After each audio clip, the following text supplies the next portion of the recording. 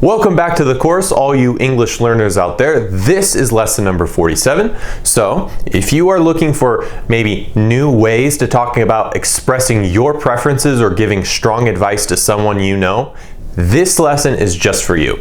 Today, we're going to learn about the phrase would rather and had better in the English language. So, these phrases are pretty simple to use and English speakers use them all the time. So first, let's go ahead and take a look at the phrase would rather. Okay, again, would rather.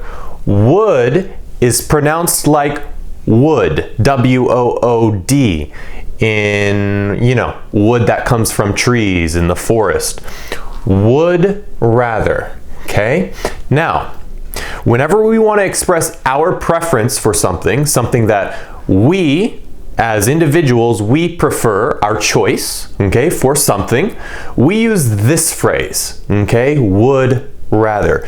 Usually we add the word than to the end of it in our sentences, or we add the word than towards the end of our sentences. I'm going to go ahead and write than, okay, than right here, so you can see.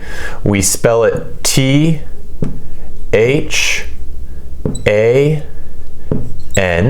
okay, than. And just remember that we use this word after we use this phrase, would rather, than, okay? For example, let's say you have two choices of drinks. You have milk and you have tea, okay? You have milk and tea. What do you prefer to drink? You can say, I would rather drink milk than tea. Okay, so you can see that we use than in a situation of comparing one thing to another thing. Okay? I just want to show you some other examples that we have. We have the word than here. Okay, I'll put it underlined in red. We have it in other places as well. For example, right here, we have than, T-H-A-N. Now you notice that than comes towards the end of a sentence, okay? It comes towards the end. It's not in the beginning. It's not in the beginning. It's towards the end. We also have it in this sentence here, towards the end, right here, than, okay? Than, in red, than, okay? This word will be very important for you to remember because when we use this phrase, this comes right after it. Now, let's go ahead and continue with this. I would say that most of the time, English speakers like me, we shorten the phrases depending on the pronoun. Okay, so we shorten our phrase depending on the pronoun using would rather. You know what a pronoun is, right? A pronoun is I, you, he, she, it, we, and they. Okay? Those are pronouns. Pronouns describe people or objects sometimes. I, you, he, she, we, and they. We have the phrase would rather that comes after it. We'll take this, we'll bring it over here, but we make it shorter. So I would rather becomes I'd rather. You would rather becomes you'd rather. He would rather becomes he'd rather. She would rather becomes she'd rather. We would rather becomes we'd rather. And they would rather becomes they'd rather. Okay, guys? So, yes, let's go ahead and continue. I think this is pretty easy. We have the short versions here and we have the long versions here. So just remember that. Now, when we want to express a preference about something in the present or in the future, we have to say would rather and then use the bare infinitive. So would rather plus the bare infinitive. What is the bare infinitive, guys? What is the bare infinitive? I'll show you what the bare infinitive is. The bare infinitive is the infinitive. Do you know what the infinitive is? Okay, the infinitive is when you have a verb. Let's take any verb. Let's take the verb to eat. Everybody loves to eat. So let's write this. To eat. T-O-E-A-T, to eat. Let's think of another verb. How about to see, right? To see. T-O, right? This is the infinitive, see, S-E-E. And then finally, what kind of verb can we choose here? Let's choose a popular verb. How about we choose the verb to have? That's a good one, to have in this case. Now, this is, well, these are verbs in the infinitive form. But when we want the bare infinitive, all we got to do is do something very simple and say goodbye to. So take that away, goodbye. Take that away, goodbye. Take that away, goodbye. And in the end, you are left with these beautiful bare infinitive versions of the verb. Okay, this is what we want. This is the bare infinitive. Okay, so let's go ahead and look at our first example. I'd rather not go if it's going to rain. Now remember here, we're talking about the present or the future. Saying I would rather not go if it's going to rain. Maybe it's going to rain today. Maybe it's going to rain tomorrow. But did it rain yesterday? Who cares? We're not talking about yesterday. We're talking about the present or the future. I'd rather not go if it's going to rain. Now, we use the abbreviated form right here. However, if you want to use the long form, you can do that too. You could say, I would rather not go if it's going to rain. You could say that. That's not a problem. So, let's go to the next one. She'd rather listen to music than do her homework. Here we have that beautiful word, than. Okay, than. She'd rather, or maybe you want to say she would rather, your choice. She'd rather listen to music than do her homework. We have two choices here, okay, for this girl. The first choice is listening to music. The second choice is doing her homework in this case. So, she'd rather listen to music than do her homework. In other words, she'd prefer, right? Because we're talking about a preference. We're talking about preferences when we use would rather, okay? Rather, for all intents and purposes, is a bit synonymous with prefer. So we can write prefer here. I'd prefer, and she'd prefer. How about that?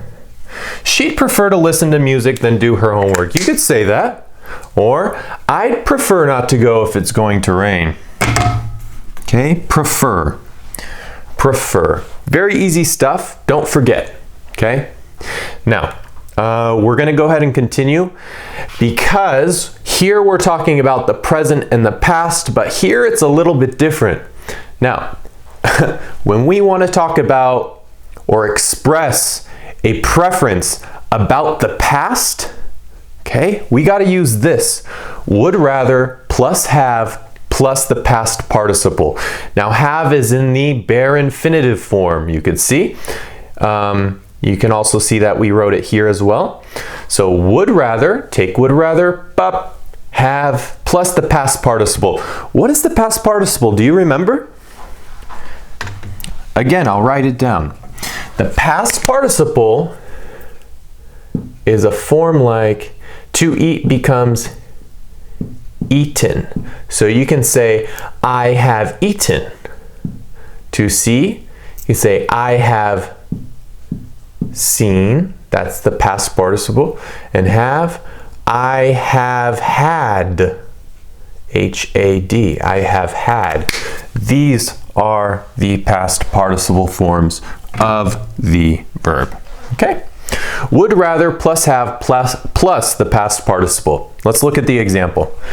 They would rather have spent their day at the beach than at the pool. Again, two choices. We have that beautiful word than. So two choices, the beach and the pool. They would prefer to have spent their day at the beach than at the pool. So it's a preference. They prefer the beach. They don't prefer the pool. Okay, moving on. I would rather have watched the sports game in person than on TV. Again, two choices here. Watching the sports game in person, that's number one. And the second one is watching the sports game on TV. That's number two. This person says, I would rather have watched the sports game in person. Going to the stadium, being with the players, sitting there, drinking a beer, you know, whatever you do at a sports game. This person prefers. This person would rather have watched the sports game in person than on TV. Do they like watching it on TV? Well, not in comparison, obviously.